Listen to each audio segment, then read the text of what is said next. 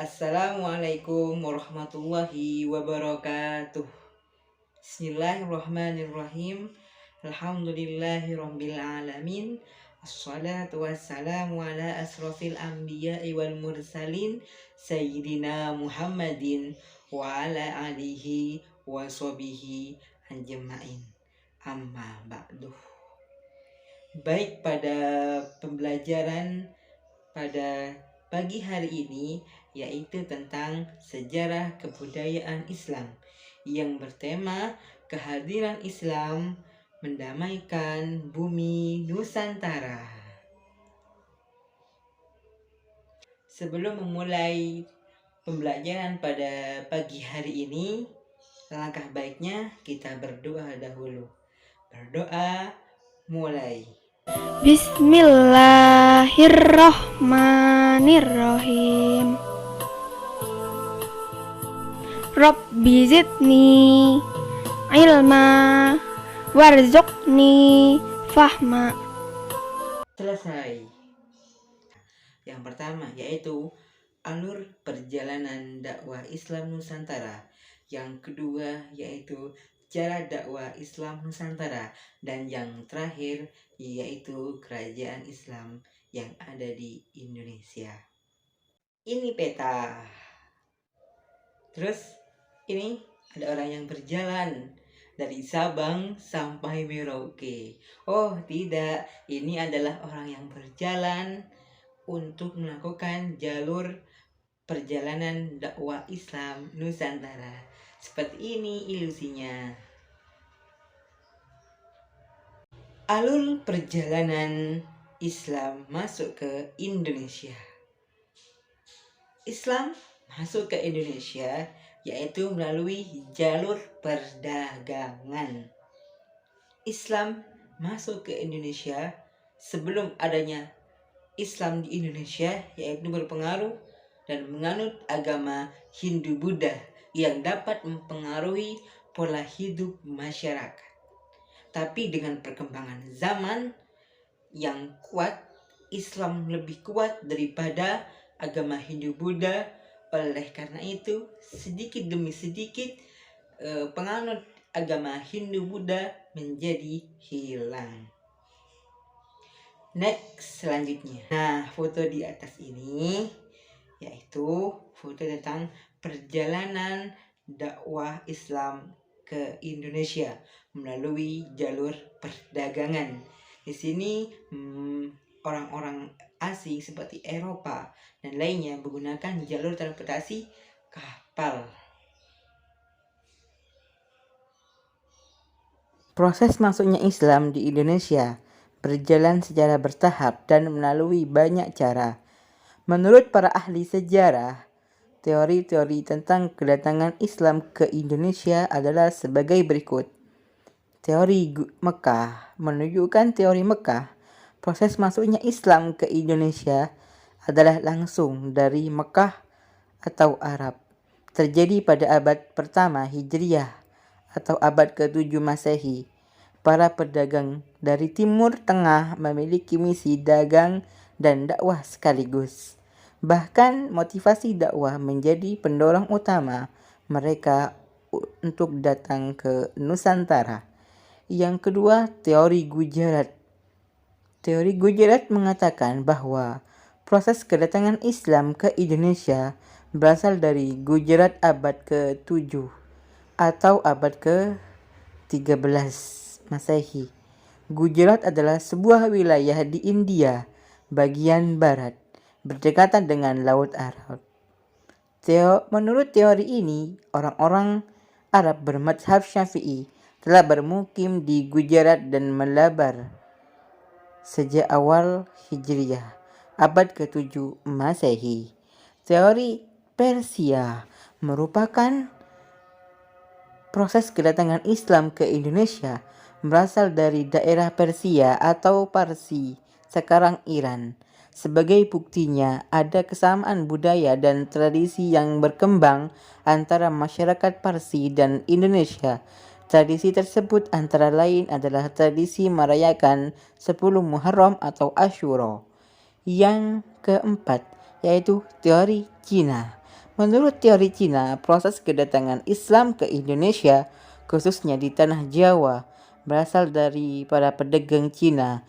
Mereka adalah berhubungan dagang dengan penduduk Indonesia jauh sebelum Islam dikenal di Indonesia, yakni sejak masa Hindu-Buddha. Ajaran Islam terdiri telah sampai di Cina pada abad ke-7. Cara-cara dakwah Nusantara. Yang pertama melalui perdagangan. Perdagangan, proses penyebaran Islam melalui jalur perdagangan dilakukan oleh para pedagang muslim pada abad ke-7 sampai abad ke-16 Masehi. Yang kedua, perkawinan. Sebagian pendidikan pedagang Islam tersebut ada yang menikah dengan wanita pribumi, terutama putri bangsawan dan raja. Dari pernikahan itu mereka mendapatkan keturunan. Yang ketiga, pendidikan. Para mubalik mendirikan lembaga pendidikan Islam di wilayah Indonesia. Lembaga pendidikan berdiri sejak awal-awal masuk Islam ke Indonesia. Yang keempat, hubungan sosial. Hubungan sosial dengan masyarakat sehingga masyarakat aktif menjalin hubungan antar masyarakat dalam hal melakukan kegiatan dan lain-lain.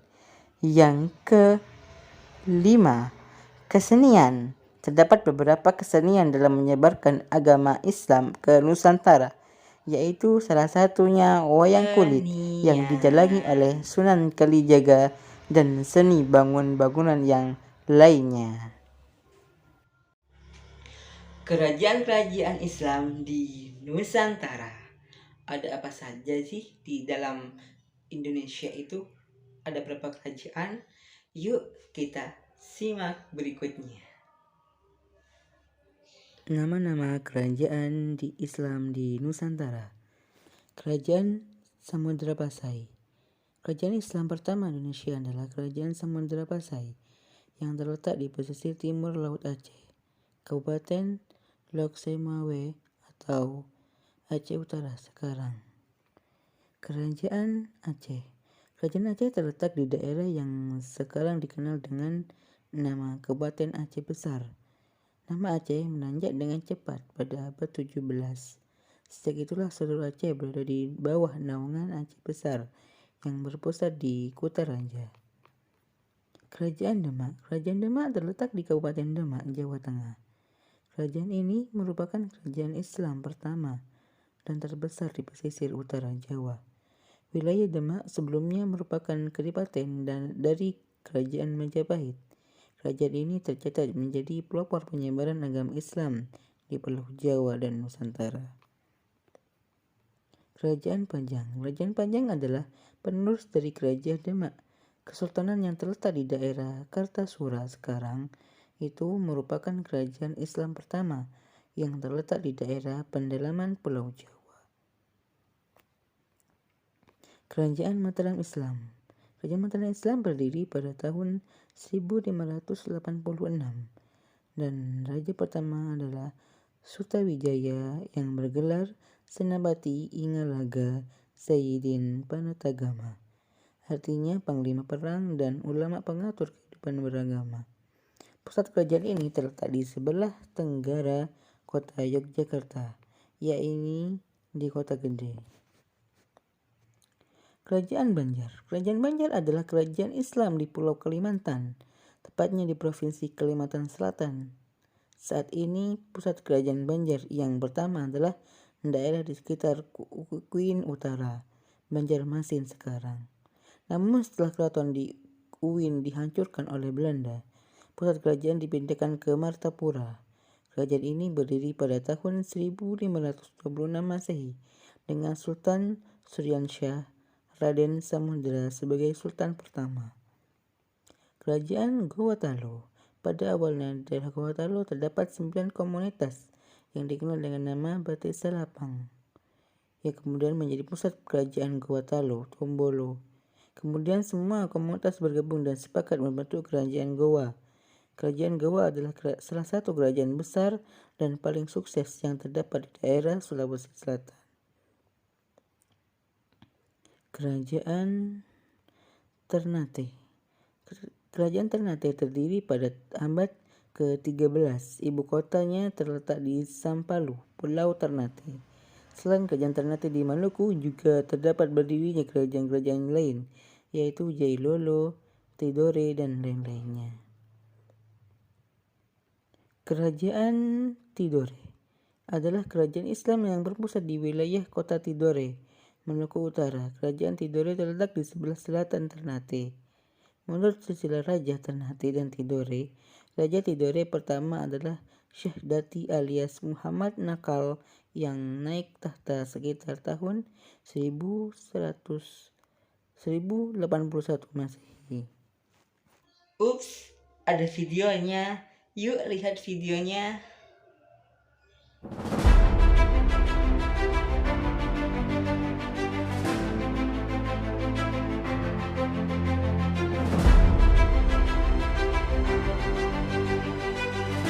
Kerajaan Samudra Pasai, Kerajaan Aceh, Kerajaan Demak, Kerajaan Pajang, Kerajaan Mataram Islam, Kerajaan Banjar, Kerajaan Goa Talo, Kerajaan Ternate, Kerajaan Tidore. Demikianlah materi pada pertemuan kali ini mengait tentang kedamaian Islam di dalam mendamaikan bumi Nusantara. Selamat bertemu kembali di pertemuan selanjutnya. Assalamualaikum warahmatullahi wabarakatuh.